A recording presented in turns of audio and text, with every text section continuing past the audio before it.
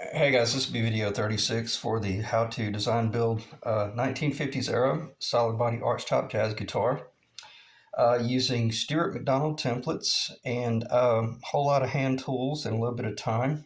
Um, this video is going to, or this video is intended to cover two different angles. It's going to be the finale of the series where I built this guitar, and then it'll also I'm going to upload another video, or I'm going to upload it and retitle it as just a general introduction of what's in front of us and how to build what's in front of us, or at a minimum, how to really educate yourself so that if you do contract with a luthier to build a custom guitar for you, you are by far probably much more knowledgeable than most people that have either built guitars before and or have played a bunch of valuable guitars and studied and studied and studied. So as I say, let me reel myself back in and try to keep this video as short and direct as possible. What we have in front of us is basically a 1955 spot-on replica, a Gibson Les Paul. It's not a Gibson, it is a replica. It's not a fake. It's not. I'm not going to do any sort of logos. I don't do that type stuff. But long story short, what this is using Stuart McDonald templates and body routing templates and pickup cavity templates. This is based on, to my knowledge, Dan Erlewine's 1959 Gibson Les Paul burst that he used to own. I believe he sold it to a professional musician quite a while back, but nonetheless, this has got all the quirks of a true 50s guitar, as well as all the attributes of the actual carving profiles. So if you want to know what this is, just visit StewMac.com and study, study, study. Now, let me knock something out of the park very quickly. My videos are not monetized, but I'm beginning to get a little bit of traffic, and I'm pretty cool with who is advertising at the front of my videos, as long as they remain educational in aspect or quality product oriented. I'm cool with that, but I have no intentions of monetizing this channel. Okay, so I'm truly here from a vocational standpoint with like the heart of a teacher to help you guys, pull this stuff off. But every now and then we're going to have to suffer through the advertisements. All right, again, what we got in front of us, this is a 1955 Les Paul replica. This is a Honduran mahogany cap on a Honduran mahogany body with a Honduran mahogany neck, an ebony fretboard from Stuart McDonald, radiused at 12 inches, and pre-machined for the historical Gibson scale. The headstock is pitched just under 17 degrees, ever so slightly. So, but it's close enough for rockabilly, as I like to say. Um, the client is going to be installing their own overlay per whatever design they choose to go with. And that's all cool because this is a personal item. We're not mass producing these. Again, this is educational in nature.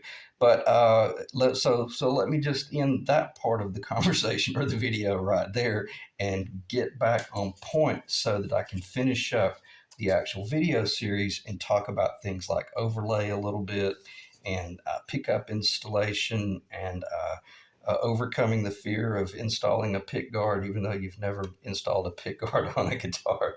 And that's kind of an inside joke from the video series, but nonetheless, that pick guard did haunt me quite a bit, and I may cover that and that reasoning as to why.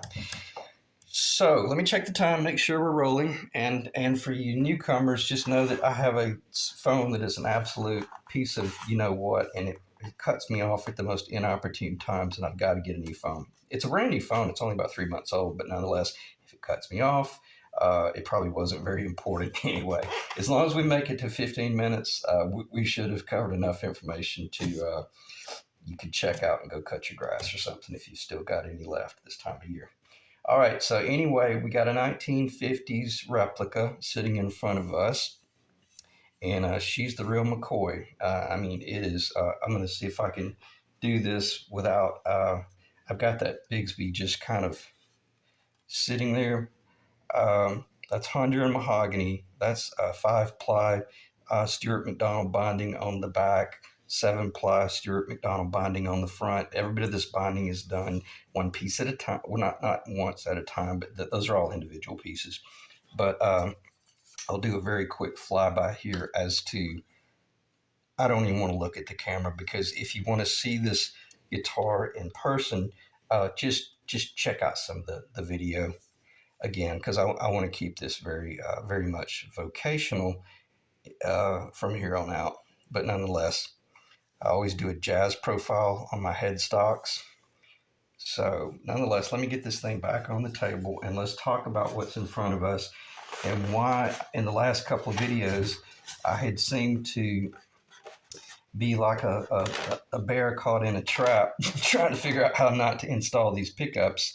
But nonetheless, it just hit me that I realized I need to go ahead and do these, because they're not going to be that difficult, and it'll take so much burden off of the client. So anyway, it took me about an hour and a half to install the P90, the P90, and I think I made a mistake once, and I called this a Lawler and that a Seymour Duncan.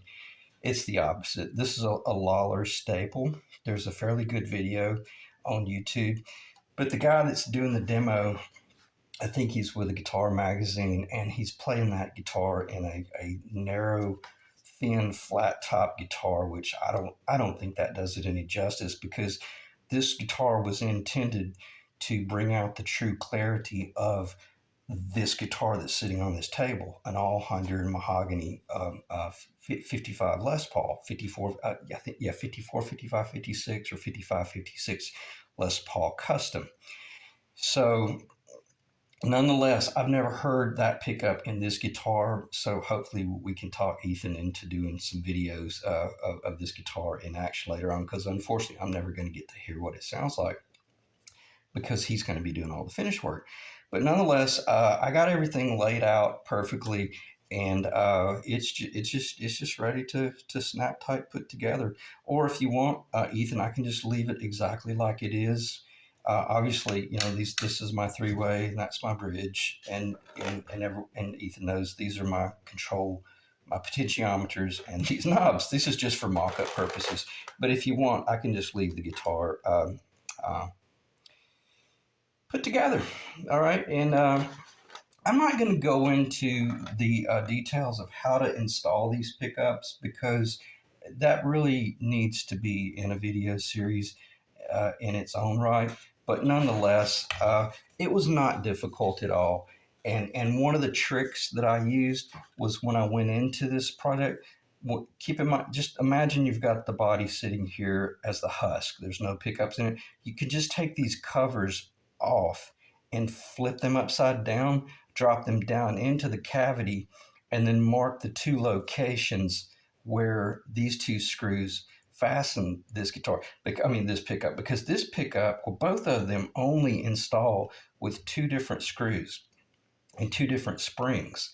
And I got to tell you, it was a little intimidating, and I was kind of spooked by it, because I knew that if one of my drill paths got off in the ever so slightest, it could cock the pickup.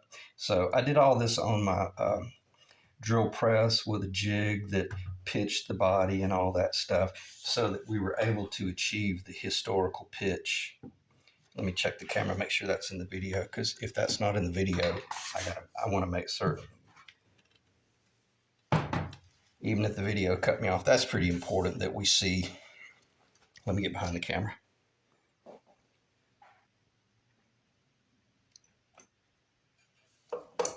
Sorry. Again, this is pretty important, especially for the guys that have truly been watching the series. And see what I meant by this pickup right here? The top of this pickup is so high out of the body, which is normal, that you wouldn't want this pickup to be flat on the flat. In other words, you would not want the surface of that pickup to be parallel with the back of the body. You want the surface of that pickup to be parallel with the appropriate degree pitch right here, so that it looks like it was, from the 50s. Okay, and that's what I meant by, in other words, all this had to be drilled on a pitch, so that once those springs went under tension, that it caused that pickup to cock on that angle with the string path. Okay, that ought to make perfect sense. And again, I'm not going to spend any time talking about anything technical. But let's see, why did I put the red strings on there? Okay, in one of the videos I had covered, and I'm going to talk about this headstock overlay in a little while because I want to knock this Bigsby out briefly, because there's a part of me, I might remove one of these pickups to just show you a little bit of trickery. But why do I have the red strings on here? Because in one of the videos I did not have the bridge on, and I had the red string passing across the top of the roller because I had to hold that string up so it would float over the the fretboard path so that I could actually verify the alignment of the Bigsby. But I wanted to just show you how you could also do it. You could just run the strings through the the little pin. I can't think what that's called. The pin there, and then just run it like you would your low E and your high E string, and then you come up here.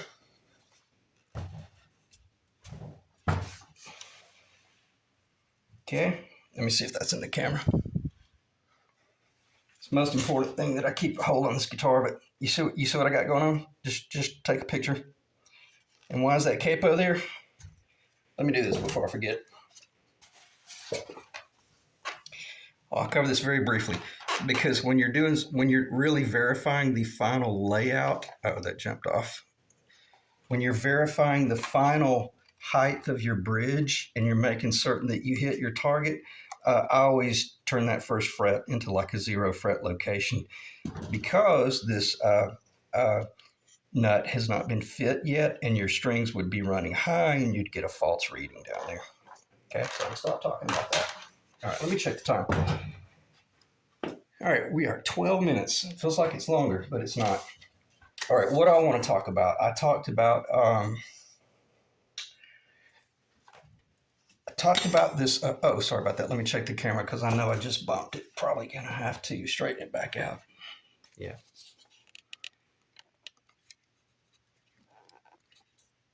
Okay, sorry about that. And I forgot what I was going to talk about.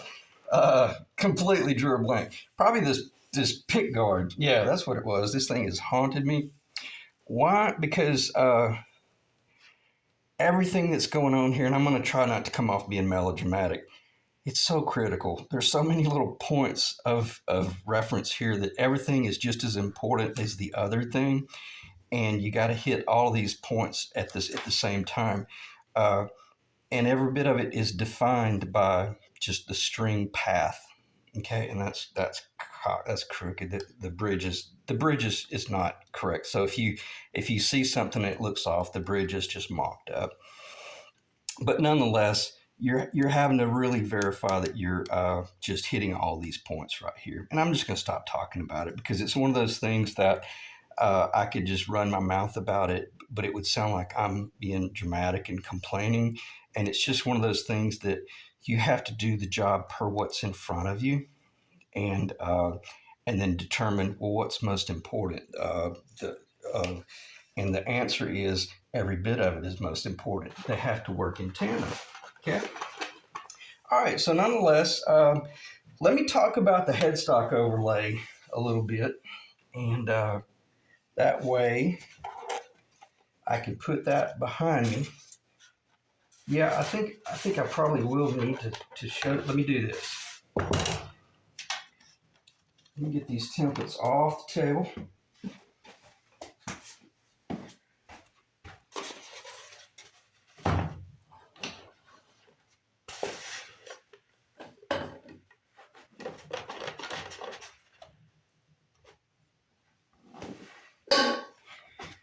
All right, 14 minutes and we got a headstock over in front of us. All right, I'm going to send you this little piece right here. I've already covered how it's going to define your whole transition and how that's going to be mounted. One thing that hit me that I had forgotten about doing in the past is when you're installing an overlay on to a surface like this surface right here, typically what I do is I epoxy it in place and I just sit there for 15 minutes and I just monitor it and I make certain that nothing moves.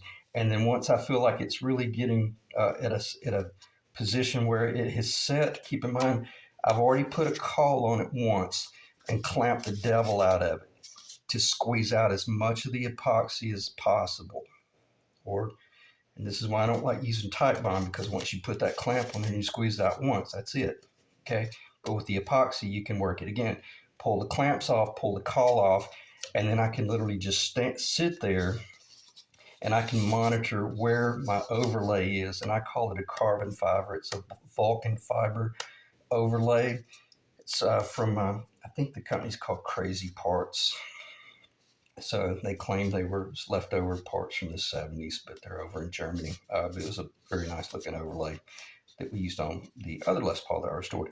But you can actually sit there and you can monitor what's in front of you with the epoxy. And then once you feel like it's finally sitting up, then you can put your clamp on it. But what I got thinking of, man, why didn't I explain to them, you could go ahead and use, this is extremely important. And I'm just going to show it on this cardboard because I don't want to take any of that apart right now. I don't think so. Tell you what, yeah. Let me be a little bit indecisive here. Okay, let's say we're going to glue it on. We've done our epoxy, very thin coat there, very thin coat here. We have put it on place and we've moved this baby around, squeezed it around. We don't have our nut on there, but we know exactly where we want it to go. Now, but before we did our epoxy, just put this baby up here and dry clamp it where you want it. And take your small drill wherever this location is going to be, okay, and drill that location right there. And now you can use that location as an alignment point, and you can run a little pin in there, a little sacrificial toothpick, okay.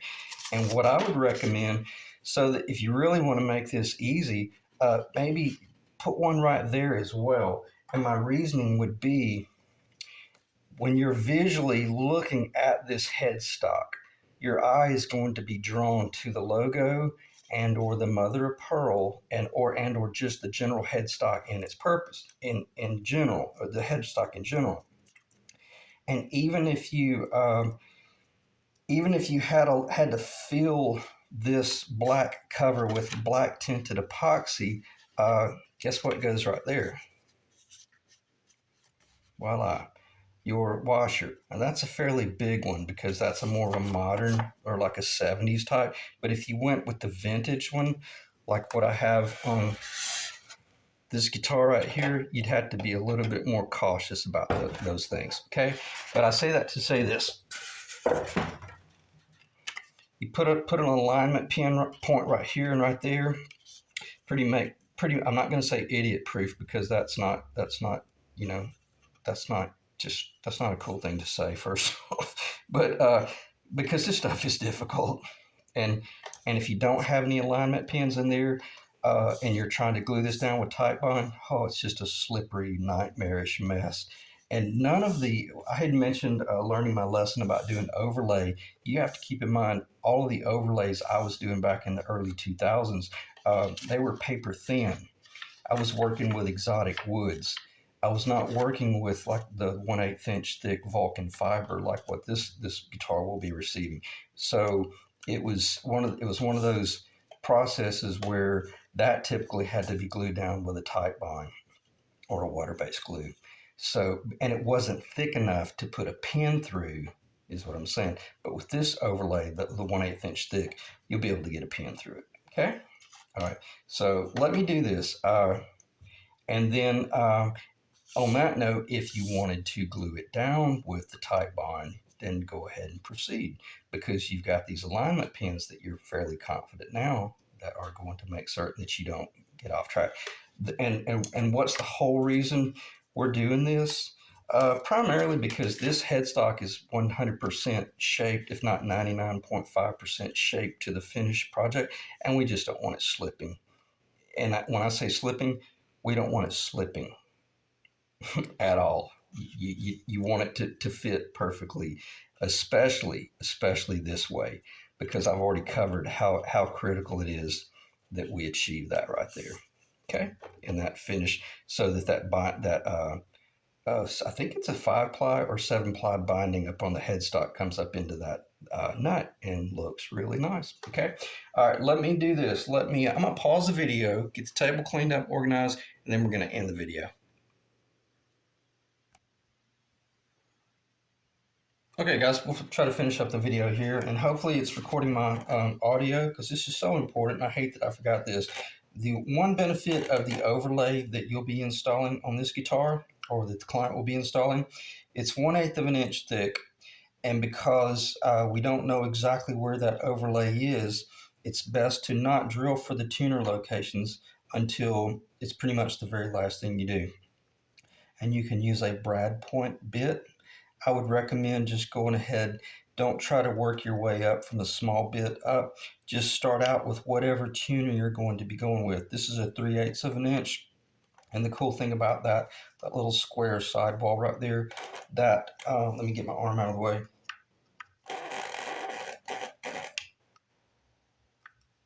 That will guarantee that your brad point finds the center of that hole.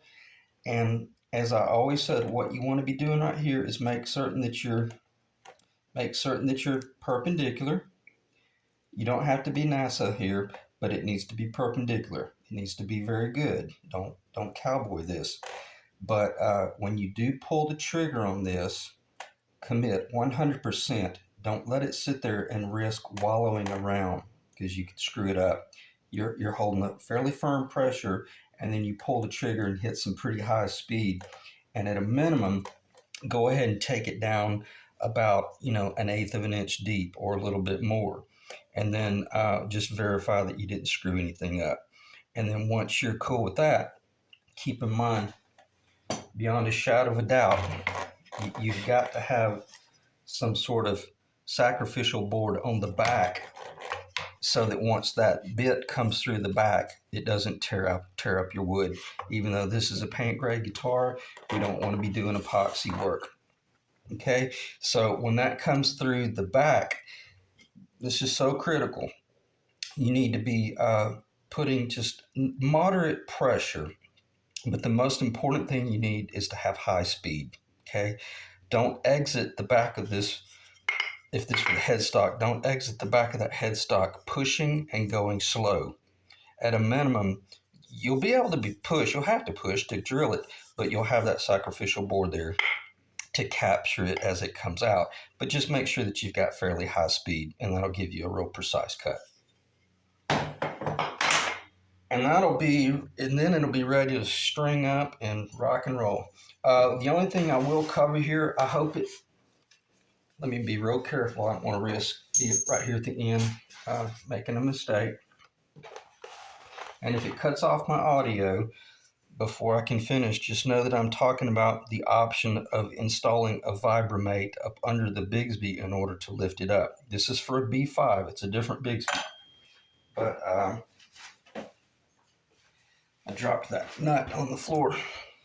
So in other words, if you had some sort of tuning stability issues, you could go with the Vibramate design for the B7, and it would ever so slightly raise that up a little bit. You might have to do a little bit of remounting down here, but doubtful. You wouldn't necessarily have to do the full kit. I'm just talking about there's ways you could overcome if you had tuning instability. Okay? Check the time. We're at 23 minutes, 52 seconds. I really can't think of anything else to talk about other than I cut some little templates here for you. You could do some spray adhesive on your plastic, and you basically could cut these with an X-Acto knife if you wanted to, but that'd be real simple to transfer over, because as I had mentioned, my covers are my little covers are different. They look accurate, but they're not close enough to justify changing an authentic 1950s guitar over just so you could save $20. So anyway, so these will be mailed as well, and we should be pretty much well covered. So let me know if you want me to disassemble it and box everything back up, because as my client and I were in communication, it'll ship Monday.